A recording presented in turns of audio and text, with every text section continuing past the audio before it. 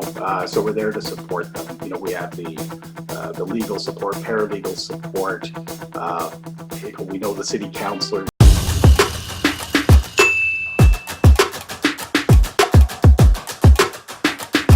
Thank you everyone for joining this webinar, Wednesday webinar, another exciting real estate investment webinar where we invite people, we talk about real estate investment and how to invest in the best possible property.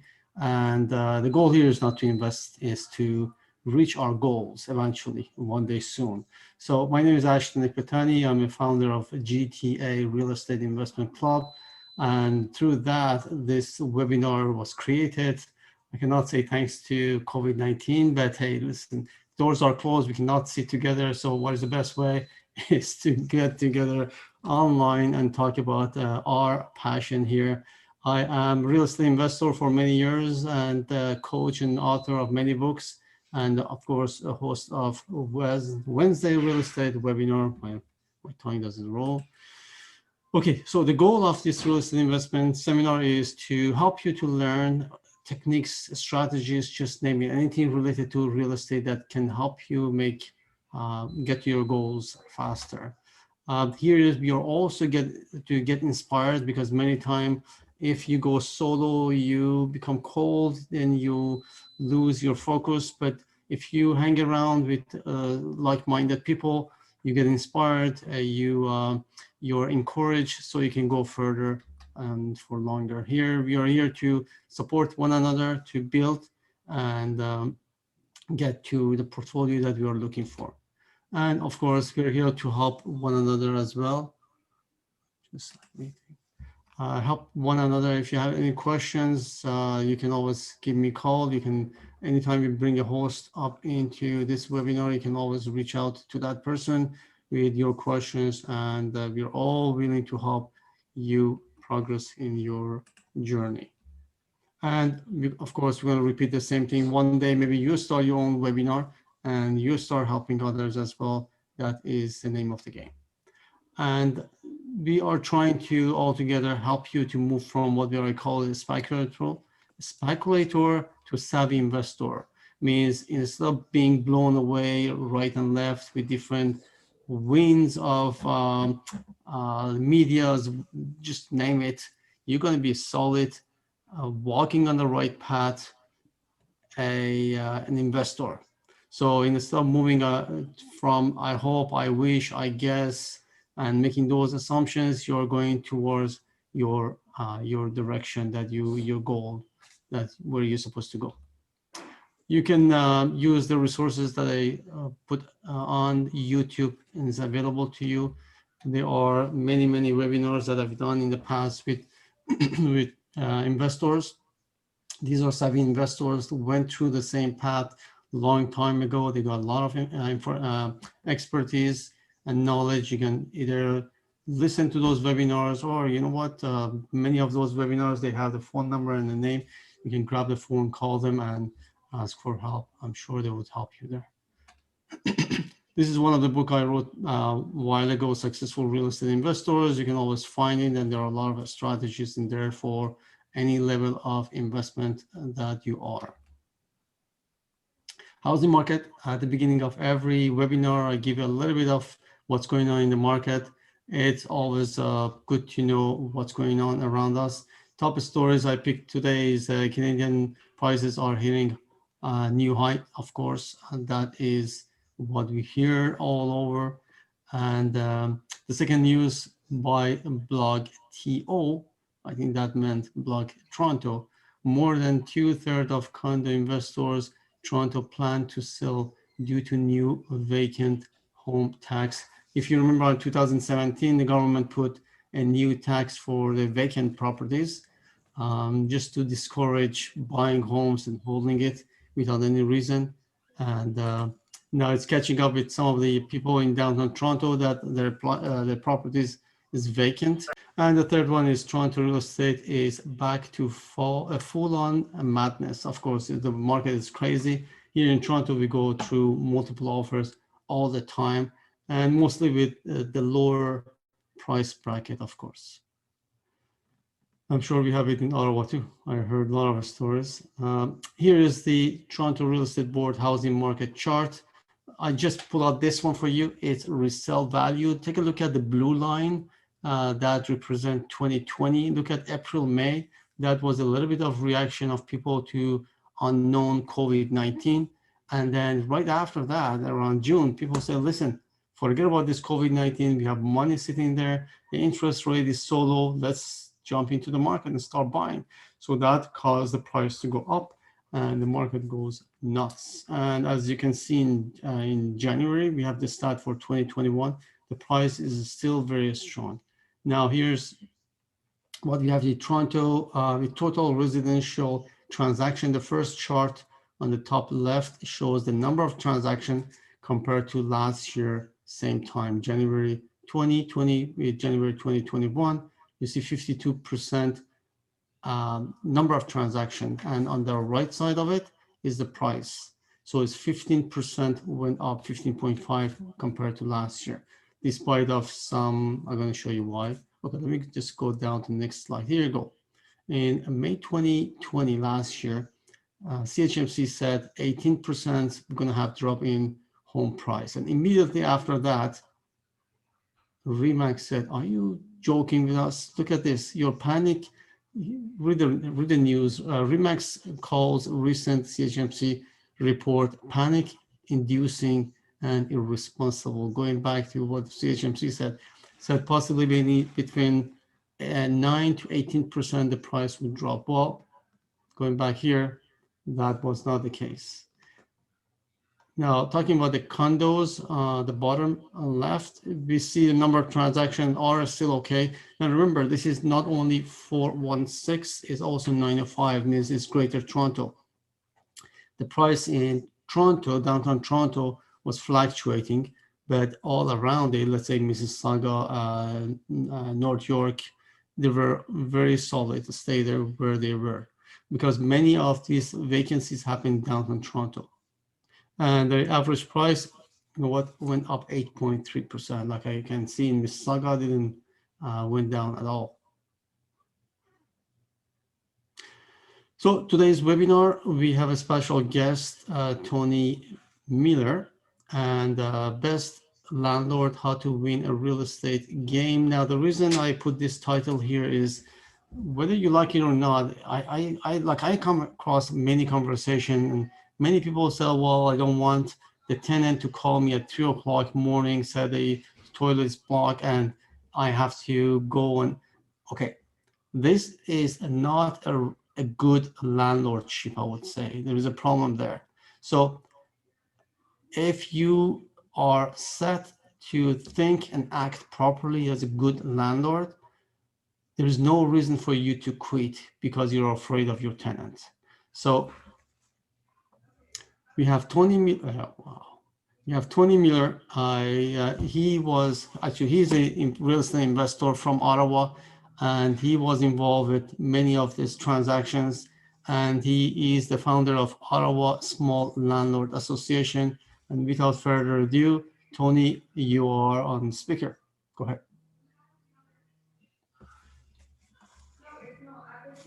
You have to make sure. Hey, Ashton, how's it going? Good. Great Good to be here, man. Yeah. Wednesday webinars, eh? Yeah, it's a pleasure to have you here. Thanks. By the way, that was a great guest list I saw down below when you were showing previous guests. Darren Voros, Ryan Carr, yes. Susan Flanagan. Hey, those are all rock stars, man, in our world. Yes. It's awesome. Good for you. Yeah. Excellent.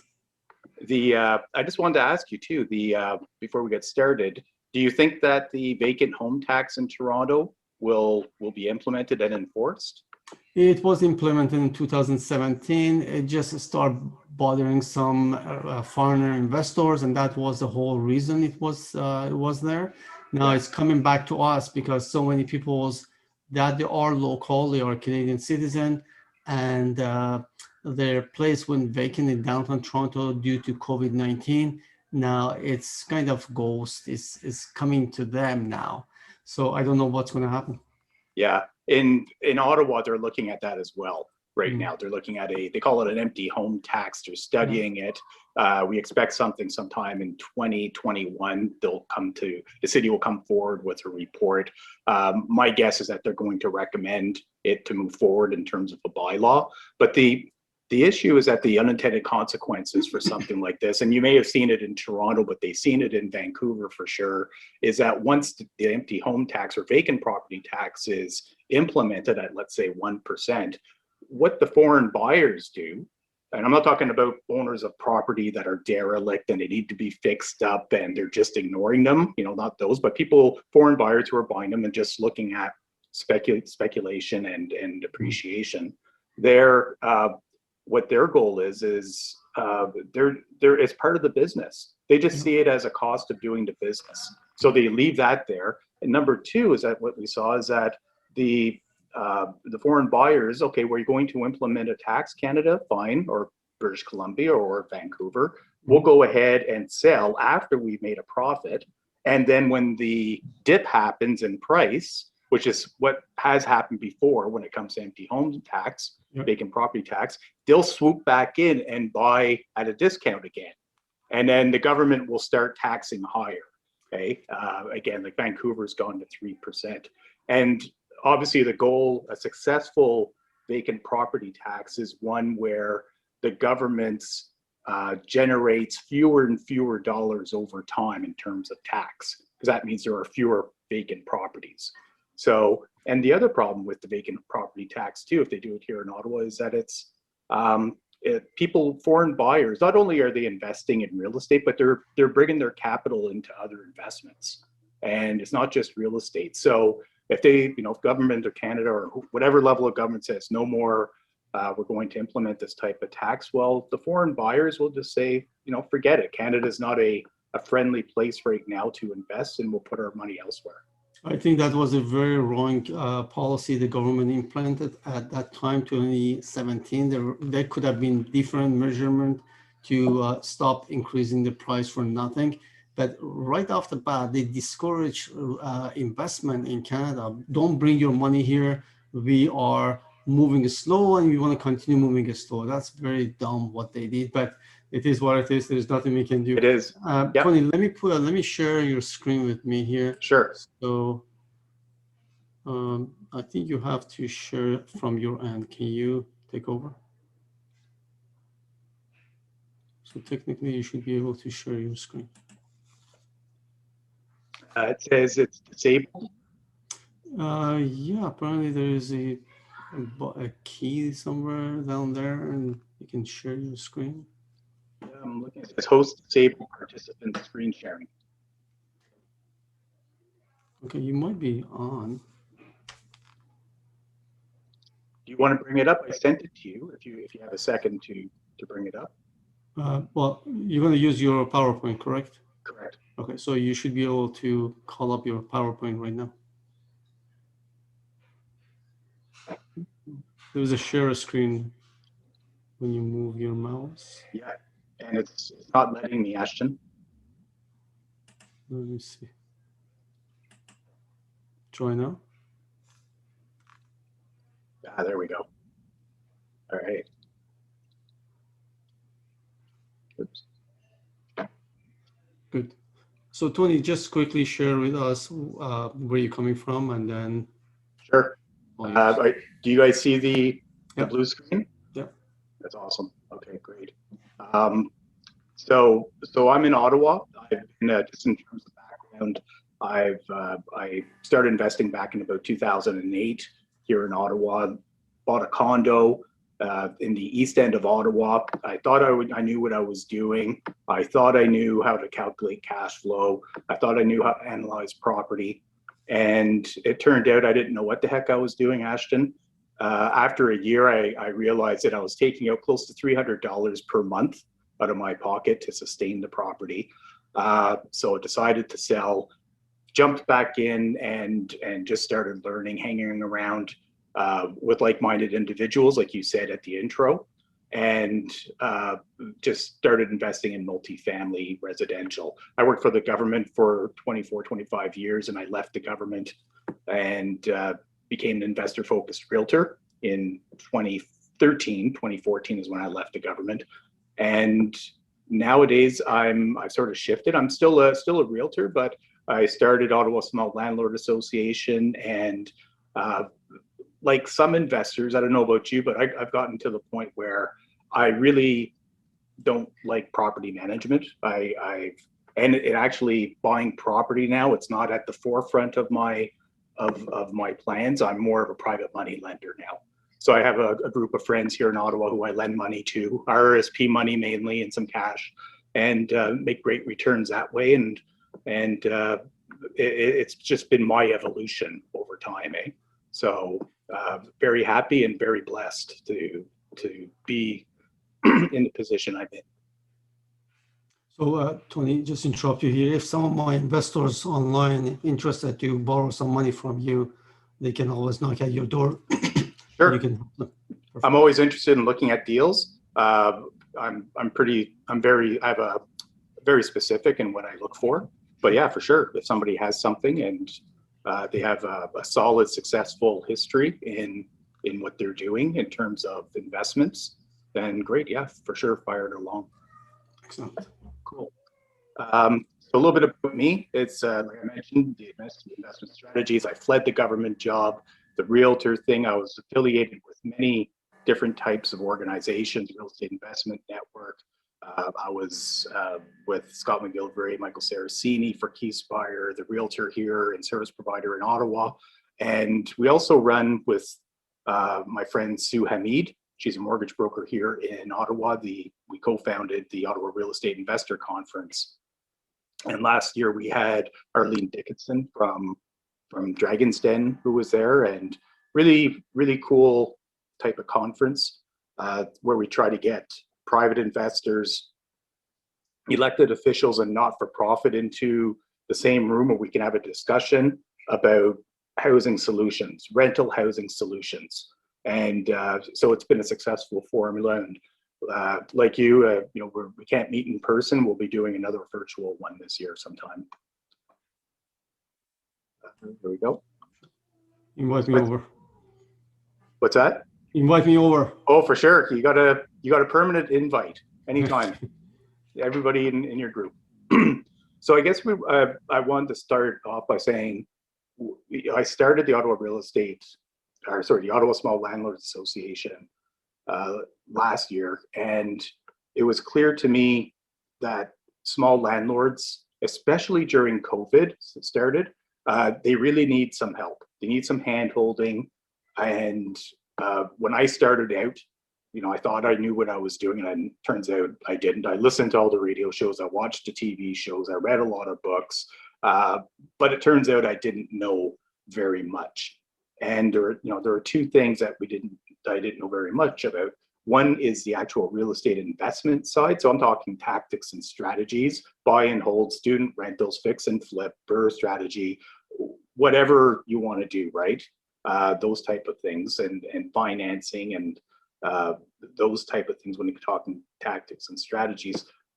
But it's the business of landlording that we really focus on in the Ottawa Small Landlord Association, because you really need to know the rules, and it's fun thinking about the strategies and the tactics and buying the property and normalizing it for the first year. But once small landlords or beginners get into investing and they actually own the property, they're like, what the heck did I do? Why am I doing this? I don't want to do this. Like, they're overwhelmed many times. So I decided to start the organization, the association, for different reasons, to help small landlords, educate them, advocate for them, and try to improve the reputation of small landlords. And that's the toughest, or landlords in general, actually, but that's going to be the toughest job of all. Many people ask, well, what's the difference between small landlords and big landlords? So last spring, sometime, I worked with a couple of different organizations to figure out a description, or comparing both small landlords and big landlords. And you have it here on the screen. And the small landlords could be your neighbors, it could be your workmates, could be your friends, The big guys are really the REITs, Timber Creeks, Mintos, Smart Living, Achilles. My daughter lived in an Achilles building in Montreal, and some good stories from that. The small landlords, we buy different types of properties, right? When you're starting out, you're looking at maybe a single family home and you're going to convert the basement into a legal apartment. You might buy a multifamily residential, maybe a condo townhome or a freehold townhome, where the big landlords own these big kick butt type of buildings, 120 units, 50 units. So that's the difference in sizes there when it comes to properties. The risk tolerance levels are quite different, mainly because of the financing and the financial capability of small landlords who are just starting out is much smaller. If you only own a couple of properties and something goes haywire, there's a higher risk that you'll fail in as an investor. If you're a big landlord and you've got many units and something goes haywire, there's a strong chance that you'll keep going and succeeding because you have so many units to sustain you. The goals are different, definitely. And I think it's important to note too that small landlords, according to CMHC and Real Estate Investment Network, about 49% of the rental stock in Canada is provided by individual investors, so smaller landlords. So it's important to note that. I've seen some numbers like people saying it's 3%, but it's actually much higher than that. And one reason for that is because back in the 60s and 70s, when they were building purpose-built rentals, there were a lot of big buildings being built, and then that went by the wayside. Things really slowed down, and so that's where smaller landlords came in, and you saw some smaller type of buildings being built, and especially over the last, I'd say, 10 years, Ashton, where a lot of real estate is seen as such a great investment, such a solid investment when it's done right, especially for people looking to build a retirement fund and support their day-to-day living. And just buying a couple of properties, it's a really good way for them to do that. Tony, one thing I emphasize, sorry to interrupt you here, is I'm pushing and encouraging all the, let's say, brand new investors to not overlook the important task of landlordship. It's not given. It's not you put the key or you give the key to the tenants, okay, go there and take it for granted. You have to have strategies. You have to really have your book done properly. You have to watch who is coming to take over your place. Don't just call yourself investors and put an ad and hire, I call it hire two tenants, one in the basement, one in the main floor, and let it go. Do not do a lousy job. This is money you're talking about. This is building your portfolio. Once you do it properly, that's going to help you to build the rest of your portfolio. Am I right, Tony? Oh, 100%. It's a business. If you're going to get into it, it's a business, and you should be running it as such. And it's if you just sort of, a lot of people had this thing before buying a property, that they had this feeling like they like the idea of being a landlord. They love the idea of being a real estate investor. They think of themselves, just in a higher light. I know I did. That's the way I was. But once you start the actual work, it can be work. And it's not for everybody. So really make sure that it's real estate investing and landlording is really something that you want to do, because you don't have to be a landlord to invest in real estate. There's other ways to do it. Right, Ashton? Absolutely. So I'll just cover what is OSLA. So we support small landlords through our advocacy efforts. We improve public awareness and perceptions. Boy, that's a tough one for about landlords. And we offer education and that supports landlords in operating successful businesses. The association mainly is about 85% about the business of landlording. So the preamble, like what's before you actually buy a property, getting your finances in order, understanding what investing is about and the work that's involved, like we were just talking about. And of course, after the purchase and when you're normalizing it, the day-to-day operations of it. Tenant screening is massive. It's a huge job. Really important because it's really the one security that landlords have before allowing tenants into our properties. So it's really important knowing how to do that. Maybe it's city regulations. So we mentioned the empty home tax in Ottawa. Well, there's a bunch of other type of regulations that are coming down the pipe in Ottawa, including inclusionary zoning. They have the enhanced property bylaw. They have the short-term rental bylaw that's coming into effect soon. So you really have to know about those. And the rest, like I said earlier, is 15% investing strategies and tactics. We're a soon-to-be registered lobby group. I've been advocating for small landlords at the municipal level for a good 6 years now or so. So I've gotten to know the people at the city, you know, to a certain level, to a certain degree. We provide the landlord education and support. The support really speaks to, I'll get to the support thing in a couple of slides, but really doing something a little bit different in support of small landlords who are being targeted by tenant advocates, which is something that we're starting to see a little bit more of, really, especially during COVID. What else are we doing here? Oh, working to improve perception of small landlords and with the general public and elected officials. That's a really tough job, Ashton. It's tough because the perception of landlords today out there is poor. It's bad. We're all filthy rich, right? We're all greedy. We're not very nice people. Allegedly, we all drive BMWs. As my Hyundai Santa Fe sits out there with a flat tire and it needs a battery. So it's changing that perception. It's really difficult to do. So my first step in Oslo has really been approaching elected officials here in the city. And so I'm meeting with the councillors and the mayor one by one and just explaining to them the difference, like I did in that chart earlier, between small landlords and big landlords and the implications that their regulations have on small landlords in maintaining their businesses. And do those regulations actually attract more investors into the business? And does it keep the existing landlords in the business, or does it scare them away? So we have those discussions with them. We collaborate with other groups. Ashton, you may know Kayla Andrade, Ontario Landlords Watch. Yes. So yeah, so Kayla's awesome. Known her for a couple of years. She's talked at our conference a couple of times. And we're at about 1,300 members right now.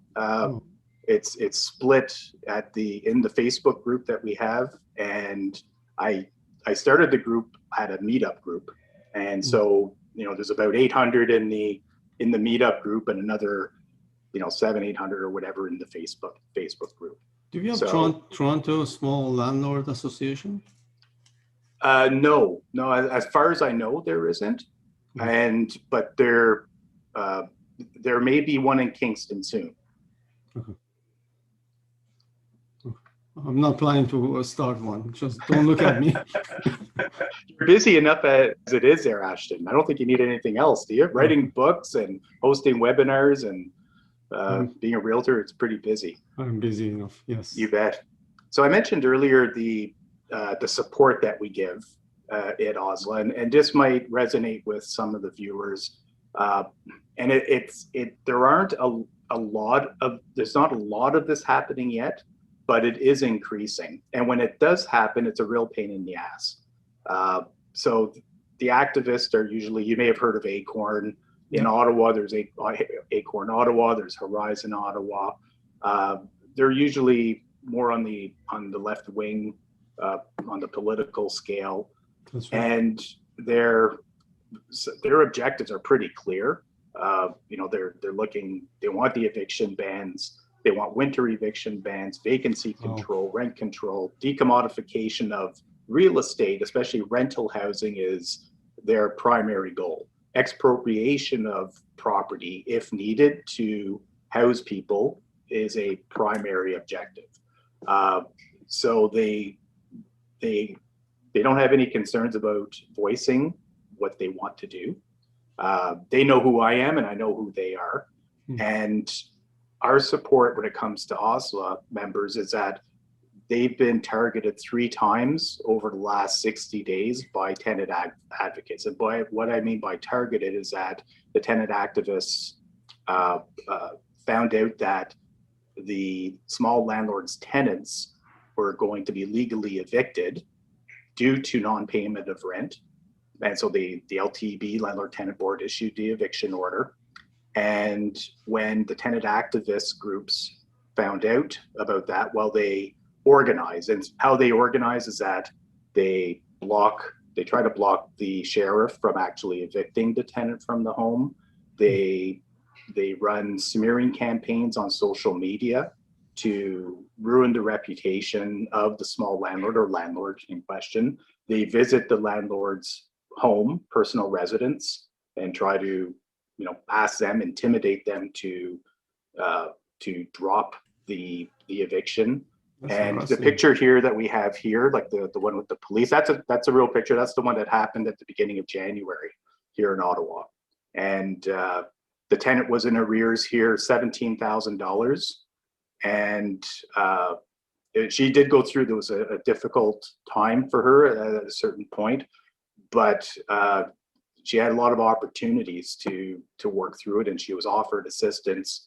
And next thing we know, the rent strikers and the tenant activists got involved and really created a lot of mayhem. They had 10 police officers there to keep the peace while she was being evicted, costing the city thousands of dollars in tax money. Tony, what I see on my screen is a blue screen. Is that the same thing, or you already moved your PowerPoint?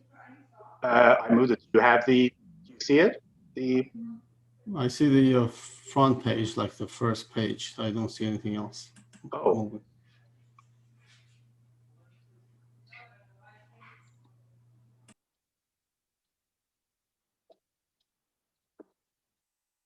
What do you see now?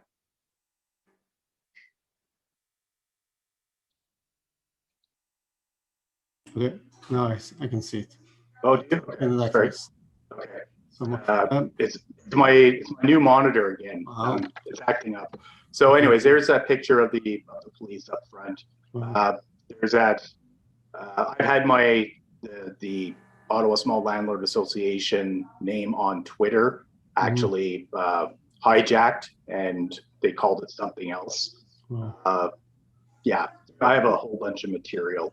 So in other words, that's the type of support. So the support we offer isn't so much, we're not going to confront the activists. That's not what we want to do, but we know what their methodology is, and we know what steps to take and present the small landlords who go through this situation. So we're there to support them. We have the legal support, paralegal support.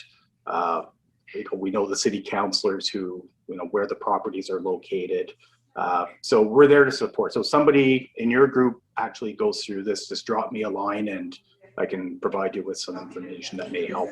Tony, using your experience for my audiences, tell us a few pitfalls that you have to watch for a landlord, and how to stop from falling into these pitfalls. What kind of pitfalls? Like, any type? Starting from day one, like you got your house, now you want to rent it to a tenant. Yeah. Is there any major things that everybody would fall into that? Well, the first thing I would say in my experience was that I didn't work with the right people. I worked with a realtor who was super nice. She was awesome. And it turns out, though, she wasn't investor focused. Had I been working with an investor focused realtor or someone who worked with investors frequently, I probably wouldn't have made that first mistake of buying that condo that turned out to be $300 in the hole every month. So that's one pitfall that I learned from, but definitely working with the right people. So hiring investor focused realtor, working with a mortgage person, specialist who is experienced in the strategy that you want to do. your legal, your accountant, your contractor, your bookkeeper, your cleaner. Make sure they're all part of your team and you have that up front, because I sure could have used them beforehand. The second thing, definitely, as I mentioned, is tenant screening. And tenant screening, especially during COVID, during these times, is even more important, I find, because there are many tenants, I won't say many, but there are some tenants who will look to move in and they can afford to pay rent, but they may choose not to. So having the proper tenant screening tools and procedures will help you avoid that. Great. Okay. Something else we do here is something that I think will interest some people here. When COVID first started, we started running rent collection surveys for small landlords throughout Ontario. And so we ran them, and we did really well the first 4 or 5 months, and the response level dropped off. So I took a break from doing them, and I decided to do one for February because it has COVID and also the eviction ban. So the eviction ban 2, EB2 as we call it.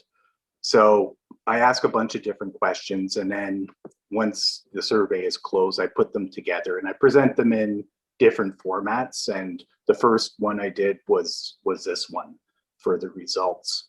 So it's interesting to note that small landlords report that only 62% of their tenants paid their rent in full for February 2021. That's pretty low. That's very low.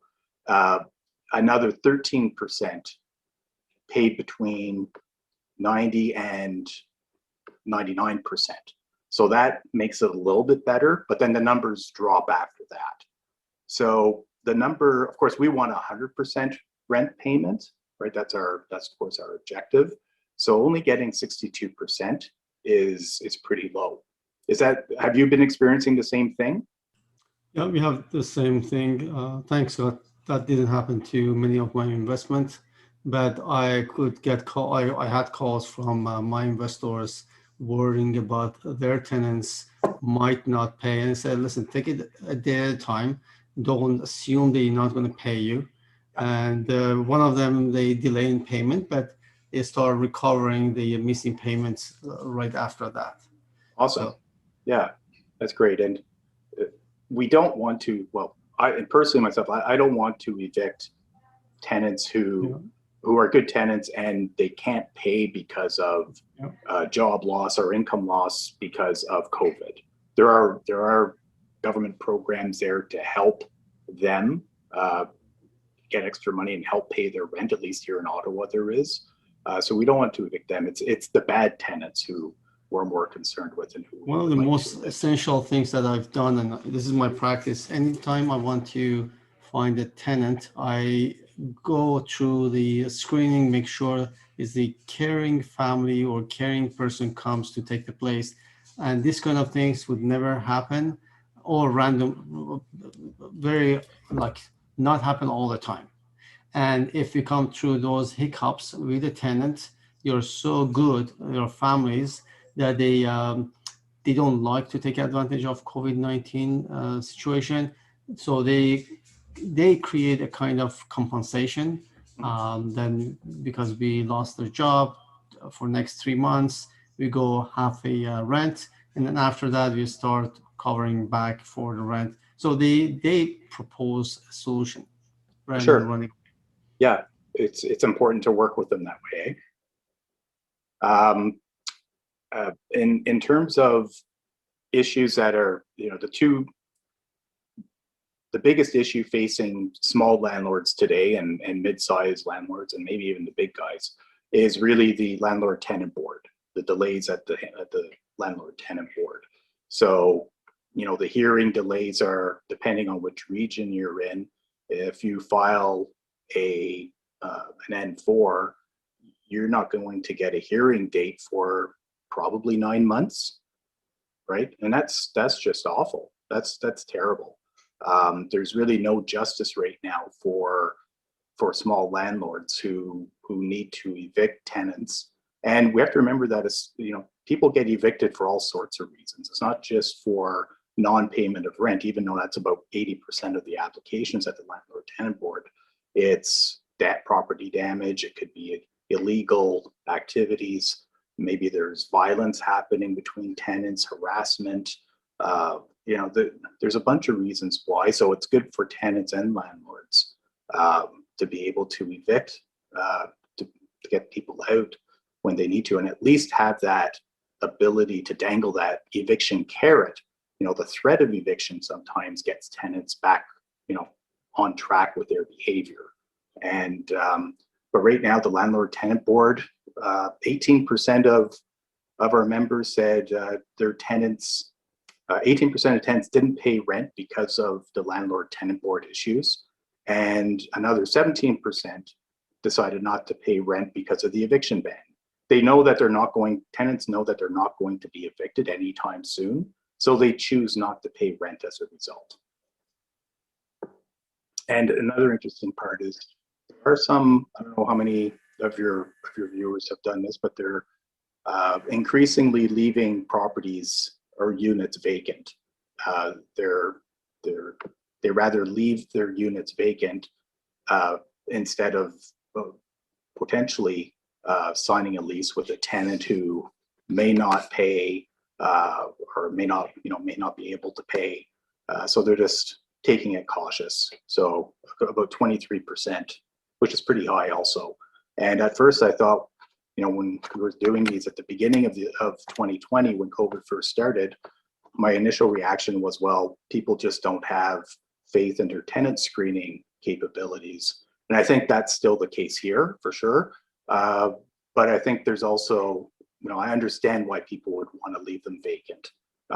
It's much easier just leaving them vacant than having to get if you end up having a bad tenant in there, it can cost you big time trying to get them out.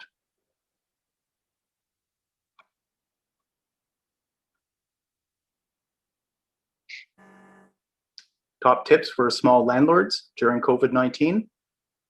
These are just some tips that I drew up, Ashton, that we talk about. And one thing that we do, because COVID, it's put a lot of financial strain and emotional strain on investors and landlords, is we recommend that you conduct a scan, an analysis of your portfolio, find out which properties are underperforming at the moment, and find ways to increase the cash flow, reduce expenses, and for heaven's sake, please don't sell in a panic.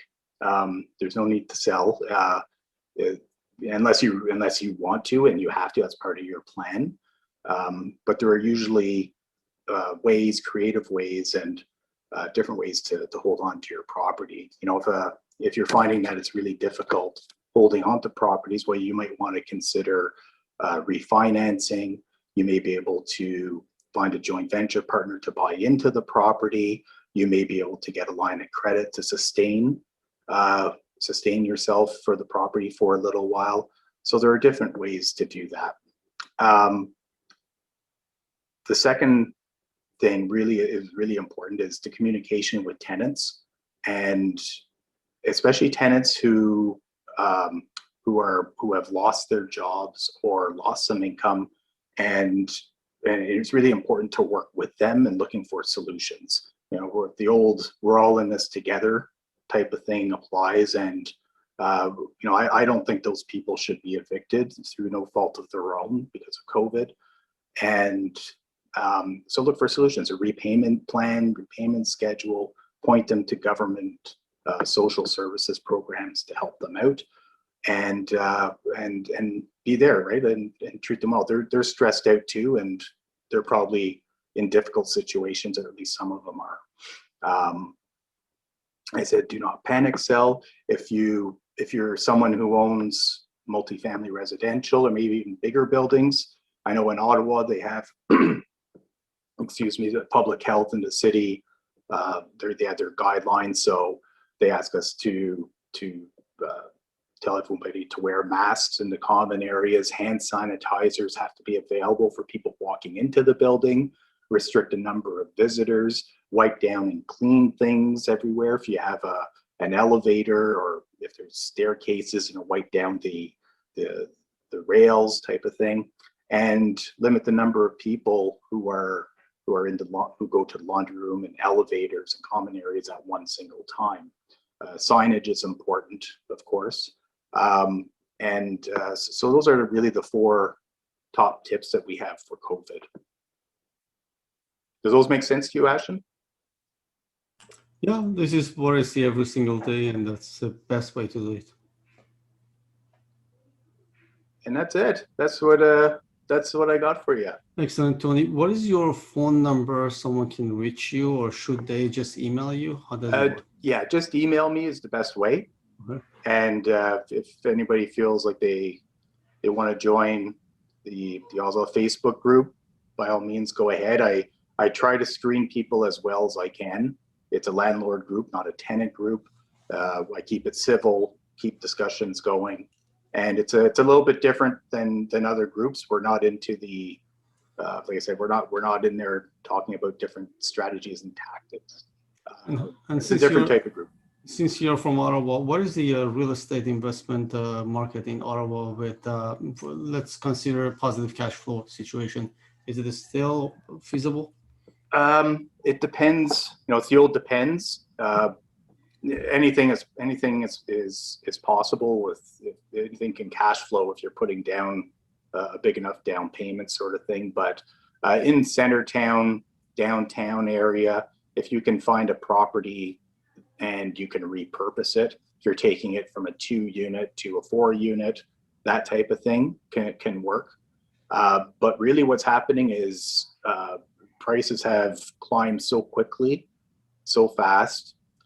Rents have climbed as well, but the vacancy rate has declined in some areas. So really what we're doing is we're looking on the outskirts now, right? The overflow to find some cash flowing properties. So we're going to the suburbs, we're going to towns like Smiths Falls, perhaps Cornwall, Hawkesbury, Russell, Carleton Place, if people are familiar with those towns just outside of Ottawa. They're more affordable, but even the prices there, man, like they're climbing fast. Right? It's climbing fast, and the challenge is that even with when you were in Ottawa and you wanted to try a different type of strategy, let's say you want to try short-term rentals, well, you just can't do them anymore, right? Well, I should say you can. The bylaw is not enforced now, but the prices are high, and it's just tougher to cash flow for sure in general.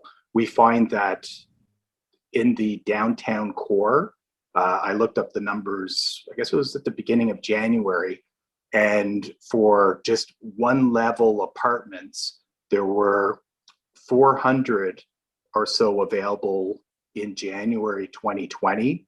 In January 21, there was close to 650. So it just shows you that, and many of those are condos, one floor, one level. Some, maybe units, in a 4-plex or a triplex or something. Mm-hmm. Student rentals have been a little bit more difficult to define tenants for. I know in ours, we've done quite a few conversions, converting basements into legal suites, and it was difficult. We're near post-secondary schools, and it was difficult finding some tenants. And we didn't want to. We definitely took our time, choosing the right type of tenant as well. Excellent. If no one has any question, well, you know what? Picking the right real estate investment house properties is always a cherry picking. Doesn't matter what market. If the market is great, still you have to do your due diligence. If the market is tougher, then you have to be creative and do different strategy to find the property you're looking for. But at any time, you cannot just open up the map and just grab anything that comes across. You have to really cherry pick, and at the end of the day, is the money that is on the table you have to watch. Yeah, it's when I was in my working with buyers initially as an investor focused realtor, it's really their risk tolerance levels, their financial sandbox capability, and their goals. You put all those three things into a blender, mix them up, and it would generally tell us what was the best strategy for that investor. And we normally would tell people to become a neighborhood expert. Real estate is local, and it's much easier to become an expert in a certain area, buy property there instead of buying property all over the place. Of course, it can be done. You can buy property, different provinces, different towns. People do that all the time. But I think the preferred method, at least in my view, is just focusing on a certain area and becoming the expert. Excellent. Well, thank you very much, Tony, for joining us tonight at this webinar. It was great, and we learned a lot from your experience and your expertise. If anyone wants to reach out to Tony with questions you have, just the email address I have here is tony@tonymiller.ca. And thank you for everyone to join us tonight, and have a great night. Thank you, Tony. Thanks, Ashton. Take care, guys. Bye-bye. Bye.